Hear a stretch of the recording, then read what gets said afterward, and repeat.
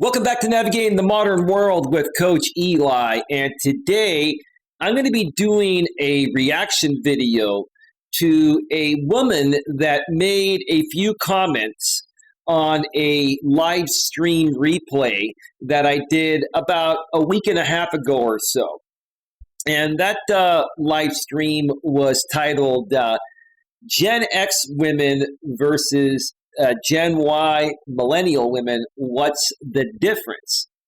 But that wasn't the point of the stream. The point of the stream primarily was about how the Gen Y Millennial men are the real culprits, and not any of the women, including the Gen Y Millennial women or the Gen X women, or any women for that sake. Now, I'm not going to get too far into that stream because if you'd like to view that entire stream, I believe it's about an hour and 20 minutes long. I've shared a link below to that original stream in its entirety below the description. You can go ahead and check that out. But I'm going to share the comments that this lady posted underneath that live stream replay. And share my thoughts because I thought she did a pretty darn good job. And before I get to that, I just want to mention something really, really interesting. Because I've been, studying my analytics for the last 5 years that I've been doing, the coaching thing out here on YouTube.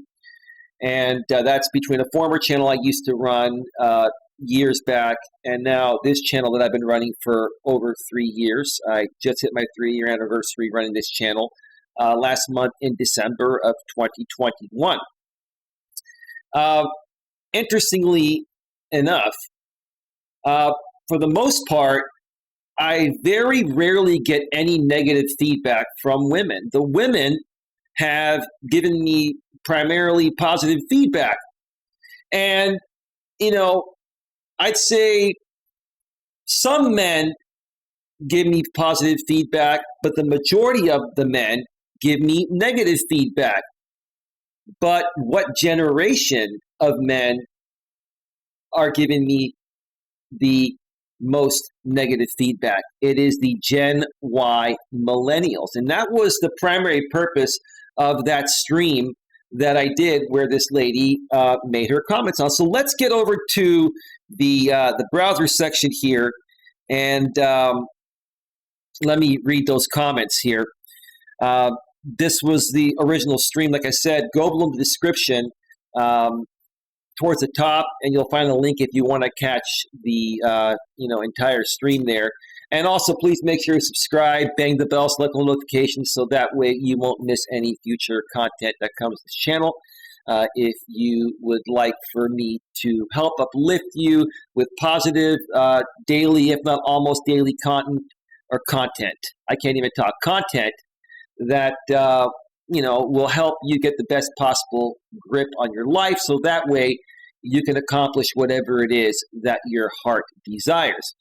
All right, so let's go and scroll below and see what this lady wrote.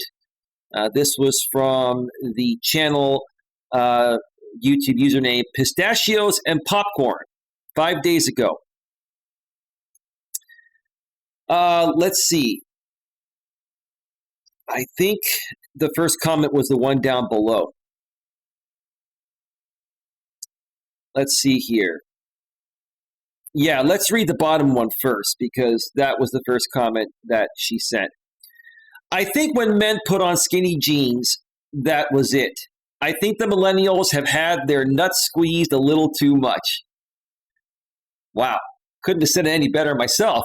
Ma'am, I'm not going to add anything at all to that. I just agree with you. Never seen a Gen X man wear them, though. No, we don't wear skinny jeans. We wear like nice loose jeans or fitted jeans and stuff like that. But skinny jeans, yeah, no. Next thing you know, the millennials will be wearing bell bottoms like guys wore in the 70s, right? I'm sure some have, but I haven't seen it in real time. Yeah, I'm sure everyone, has done things that we don't see, but for the most part, yeah, Gen Xers don't wear skinny jeans. I haven't seen that myself. Oh, and Gen X women accept average men, which when I was younger, I thought you just didn't want a below average man. Well, yeah. I mean, I think as you get older, you begin to realize that, looks begin to fade a little bit. And as women get into their 30s and 40s, the Chads and Tyrones, the nines and tens on the attraction scale that they were once getting in their teens and 20s are not as easily accessible. So women tend to realize, hey, you know what? I've got to be a little more realistic with my expectations, right? But the Gen X women, when we were growing up, yes, the internet had just come out, but we were on dial-up and we didn't have all these dating sites and dating apps that we have today that give men and women unlimited amounts of options. So we were raised during a different time where we met people differently and we were a little bit more open-minded and less picky. We were a little bit more about what was on the inside, not completely about the outside. Don't get me wrong, we still valued looks, but nowadays you can be perfect in all other aspects and not be physically attractive to that woman, and boom, you won't get a second look. That's just the way it goes. But it seems to have changed now. Yep, it has, like I just mentioned. You mentioned women with masculine energy. That is a millennial Zoomer mindset. I mean, I get where you're coming from on that. I don't think that has to do with generation. I think that has to do with feminism and radical feminism and women being liberated and some women just taking, women's lib a bit too far. But the millennials and I guess the Zoomers that you're calling them, the Gen Z, the I generation, the predecessors to the millennials, make it seem like it's more of something that's within their mindset. So I understand where you're coming from. I don't fully agree with you on that because I think that applies to everyone. But hey, I get it. Gen X didn't think of that, LOL. Well, of course we didn't think of that, but as things progressed and we got older, that's how things started becoming. There are a lot of Gen X women that I'm not single. I have a great woman that I've been seeing for quite some time. But, when I was single last year and I was looking for, a partner to date, I came across a lot of women in their 40s and their 50s that were very, very attractive. Tall, nice shape, like women in their 50s that looked really, really good, even better than a lot of women that I see nowadays in their 20s, right? Very fit women. They have their own home. They have their own car. They make great money, great career, but they're single, never been married, and have no kids. And every time I would come across a woman like that, it would never work out because I would talk with them by phone and they had this rough around the edges type of masculine voice. Okay. And the reason is because they've been indoctrinated into this culture of women don't need a man for anything. Women are independent. We can do it all on our own, right? And a lot of these women are very, very guarded, and they just don't allow a man to, come into their life and show them some loving. So, it's not just the millennials and the Gen Zers, like you call them, the Zoomers. It is the Gen X women as well. As far as baby boomers, they're much, much older. So, they're irrelevant to this conversation. But yes, us Gen Xers, are a part of this. So maybe we didn't think of it, but it's happening to the Gen Xers too. Just go on to Match.com and other dating apps and see how many single women there are in their 40s and 50s that are very attractive, and they're single, never been married, and have no kids. Okay? If they had kids or been married once, different story. But when you have women in their 40s and 50s that are single, never married, and have no kids, that says a lot about what they've been open to and close to, right?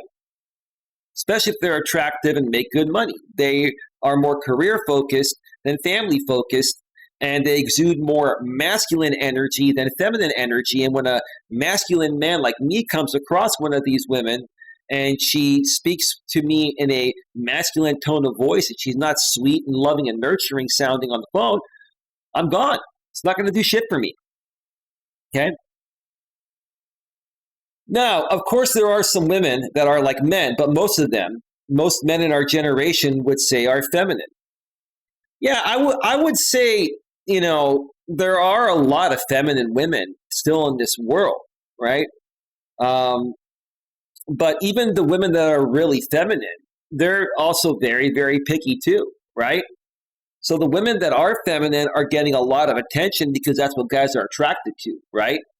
Okay, the women that are very attractive, that behave more masculine and have that masculine sounding voice that's rough around the edges, guys will approach them and talk with them. But once they have a conversation with them and hear their rough around the edges type of voice, like I was mentioning a bit ago, they run for the hills because these women are just not attractive sounding, and they're also very closed off. That's the bottom line. I've experienced it many, many times before I found this amazing woman I'm with, or this amazing woman I'm with today, which is what I'm trying to say. I really don't know any men personally that look at women who are a little aggressive as masculine. Okay, nothing wrong with a woman being a little assertive and aggressive at times and being a little dominant at times. Another coach I follow named Coach Corey Wayne. I've been following him for years. I agree with a statement he says, okay?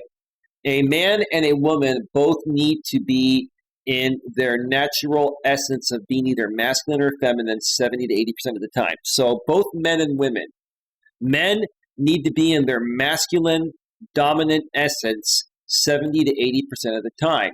The other 20 to 30% of the time, they can be a little bit more, submissive, a little bit more loving and nurturing, and a little bit more open with their emotions. But the majority of the time, they need to be in their masculine. Women, the majority of the time, need to be in their feminine. 70 to 80% of the time, they need to be in their feminine. And the other 20 to 30% of the time, there's nothing wrong with a woman displaying some dominance. Maybe in the bedroom, she takes charge sometimes.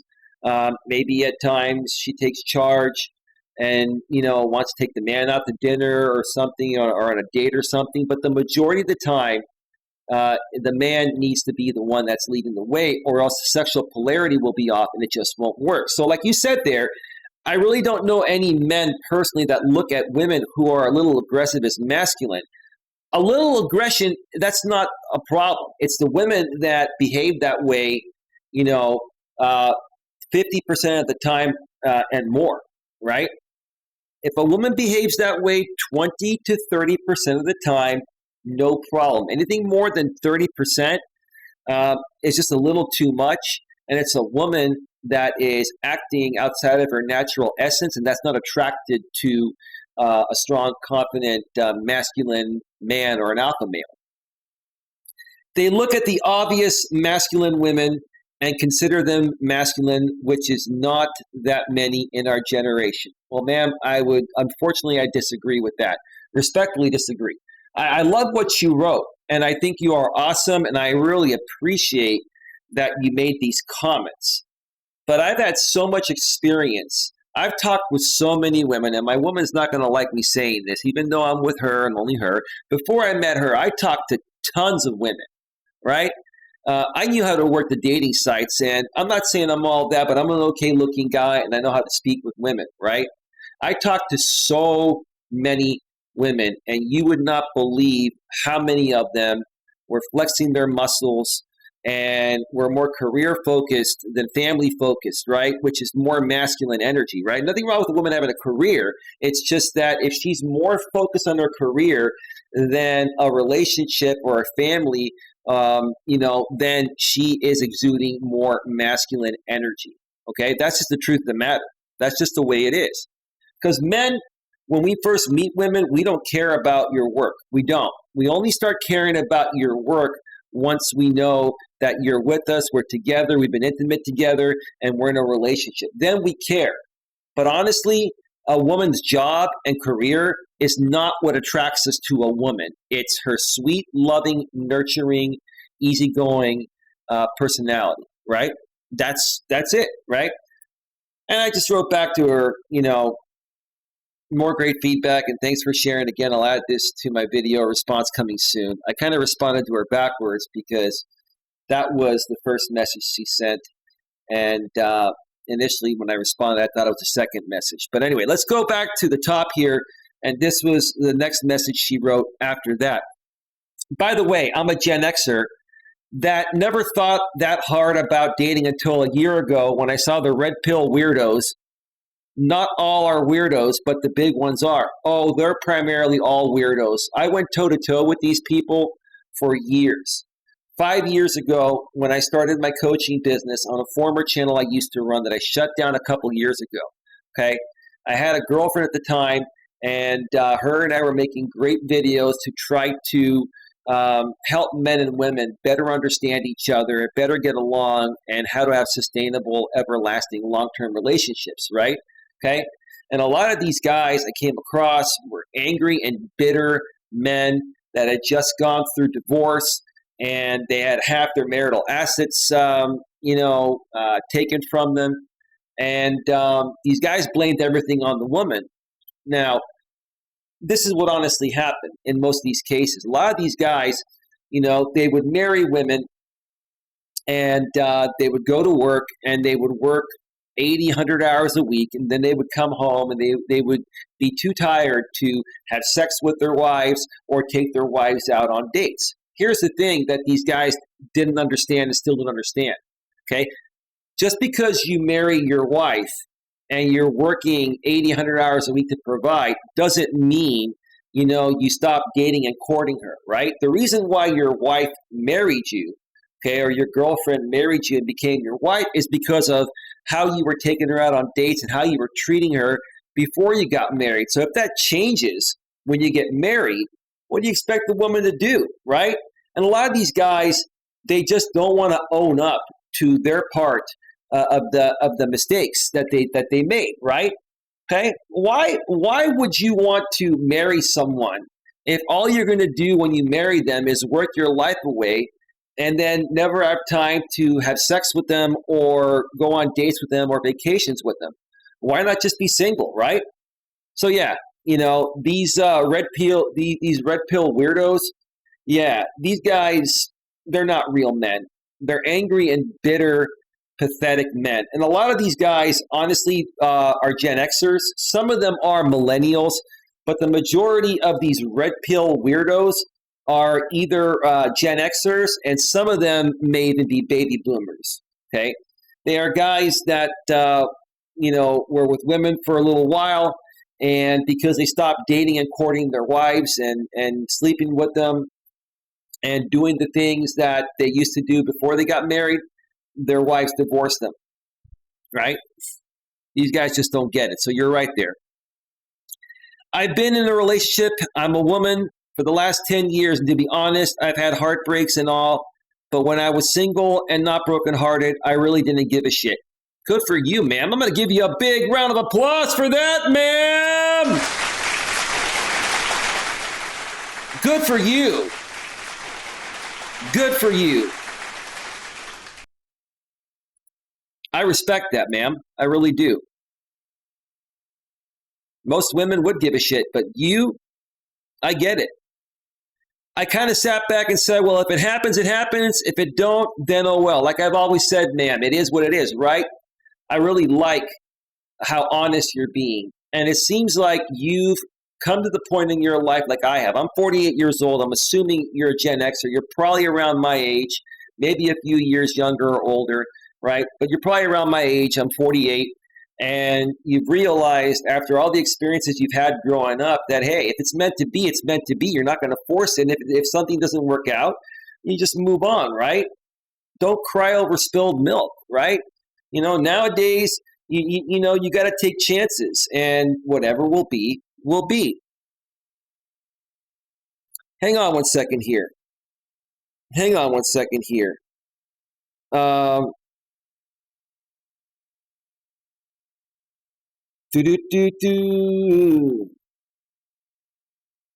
So my lady just sent me a message. She fell asleep earlier, and I just want to send her a text back saying I'm recording a video. If she's still up, I'll get back to her afterwards. I'm not going to edit this. It's all good. I honestly did not know that men sat around and thought this far into dating. I'm not quite sure what you mean by that. I think you're talking about, dissecting masculine versus feminine energy. It's not that we're sitting around and thinking this far into dating. It's the fact that we don't want to waste our time with women that, we're never going to be compatible with. And here's the truth of the matter. Like strong, confident alpha males like myself, guys that are well-versed in dating, and we understand women as best as possible, right? Okay. We don't want to waste our time with women that aren't more feminine and submissive, okay? If a woman's not more feminine and submissive, it's not worth our time because it's going to annoy us. If you have a man that's a masculine man dating a woman that behaves more masculine than feminine, it's kind of like having, two men in their relationship and one is a vagina, right? Like the sexual polarity is going to be off, right? There's nothing attractive to a man like me, when it comes to a woman, exuding more masculine energy or behaving more like a man, right? I want a woman to be sweet and soft and nurturing. That's what turns me on about a woman. Would a woman like you want me to behave like a woman? Would it turn women on if strong guys like me all of a sudden started behaving more feminine and submissive and all that? I mean, come on, you just have to flip it around on the other side and see how you would feel on the flip side, right? Let's see. The man that I'm with now, he loves women, but I swear to you, he was like me as far as if it happens, it happens. And that's why both of you are working out, because you both weren't needy. You both weren't desperate. You both weren't coming off insecure or weak. You both put yourselves out there and said, let's let the natural flow of progression see where things go, right? And when you met, you just naturally bonded. And here you are. And I believe you said, you've been with it for 10 years. I'm happy for you. That's great. And that made me even more attracted to him. You know what made you more attracted to him is the fact that he didn't kiss your ass. He didn't put you on a pedestal, but he wasn't rude to you. He was just a cool, down-to-earth guy. He was saying, hey, you seem pretty cool. You have a cool personality. You're pretty cute. Let's hang out and just see where it goes. No expectations, right? Right? He was just cool and calm. When you least expect something, that's when it happens. So I get it. You became more attracted to him because he wasn't chasing you, right? He allowed you to chase him, right? And you may come and say you didn't chase him, but you did. But you did. Nothing wrong with that. That's the way it should be, right? He did pursue me and all that. No, he didn't, because if he pursued you, you wouldn't have given him the time of day. Ma'am, I'm sorry, no disrespect, but I'm not buying that.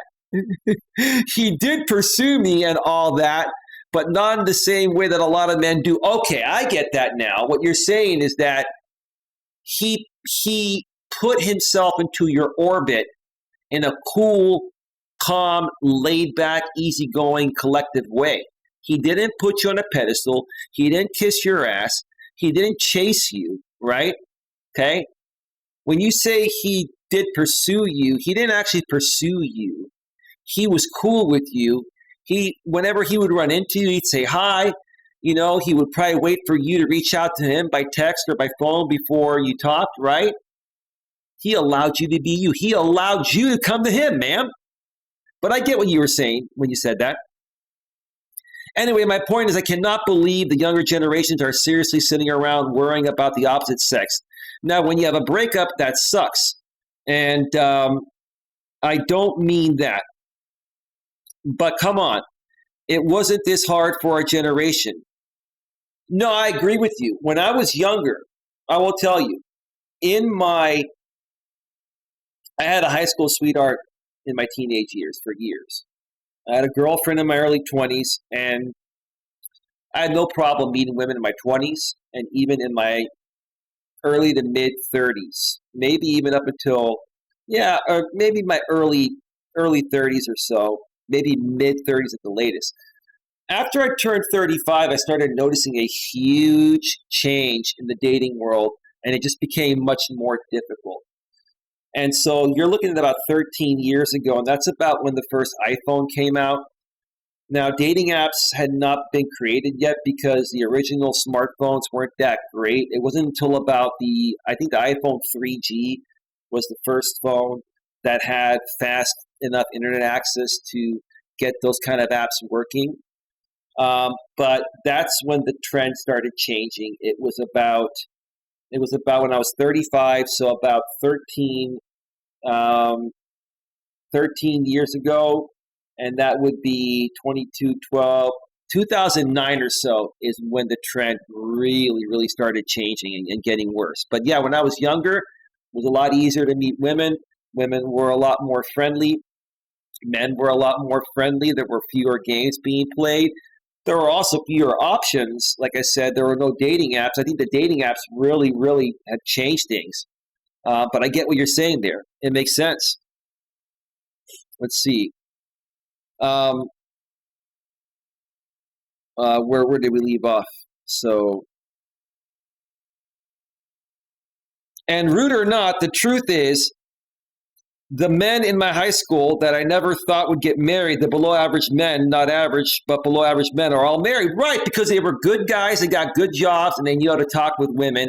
And women back then were not as picky as they are today because they had fewer options and fewer distractions with these dating apps we have in the modern world, this superficial world we're living in. Let's see. So what is the problem, millennials and Zers? She's asking. Well, the problem is that these millennial men are spoiled and entitled. They've been raised with a golden spoon. A lot of them come from broken households.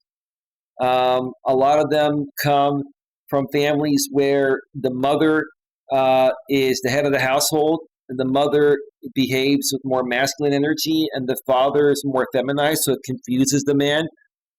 Yeah, I think you're seeing the same thing I am. It's the millennial men. It's no disrespect, but they are the strangest generation of men that's been known in the history of our world, in the history of our time. Yeah. The Zers are not as bad. The Zers are trying to change it, but yeah, some of the Zers have followed in the footsteps of the millennial men, but it's primarily the millennial men. Oh, and let me finish this off by saying, I am also on the spectrum, but I still didn't worry about whether I would find someone or not. Yeah, you just put yourself out there and keep a positive attitude, and eventually Mr. Right or Mrs. Right will come along when you least expect it. Just keep a positive attitude. If you go on some dates and don't work out, don't let them get to you. Just chalk it up to experience and move on and keep trying. My man's not on the spectrum at all. Social butterfly all day long, Gemini. Oh, okay, cool. But I do understand that men on the spectrum, it would be harder for. But it wasn't hard for Gen X, for those guys, like it is for the young people. Yeah, Yeah, I will agree with what you're saying there. Let me go back to full screen before we wrap this up. We just hit 30 minutes. Not bad. So, yeah, um, I will say it was a bit easier for Gen X men and women in our younger days to navigate this dating world than it is today for millennials and the post millennials, the I generation, also known as Gen Z. Okay, Generation Z. Now, I've also been starting to study a little bit about the generation following the Gen Zers, which I found out is now called the Alpha generation. The Alpha generation. Um, let's see what happens to the Alpha generation. It's going to be pretty interesting. But yeah, I will say that us Gen Zers, we did have it quite a bit easier in the dating world. We still had to, dress nice and look as good as possible, right? But women, I will tell you this: when I was growing up, women were much less picky. Women have always been picky to a certain extent, but they were not nearly as bad back in my 20s and early 30s as they've become today. And that's because there are just a lot more options nowadays for women online. And it just makes it a lot harder for them to settle. Plus, the way the millennial men behave and the way that, most millennial men nowadays behave more feminized than masculine, these women are out there saying, where have all the good men gone? There aren't any real men left out there, so we might as well just play the field or, just have fun. And, when a good guy finally comes around, then, and heck, we'll see what happens at that point. But yeah, no, you make sense. And I appreciate you putting out a couple of great comments. I believe it was what was it, pistachios and popcorn. Feel free to comment down the road. For those of you that didn't check out the original stream, we'll go back to the browser screen here just to show you in a second. Go check it out. Right above here, Gen X women versus millennial Gen Y women, what's the difference? The link is below in the description. Go ahead and check it out. And you'll know more about what we were just discussing in this video if you didn't see that stream already.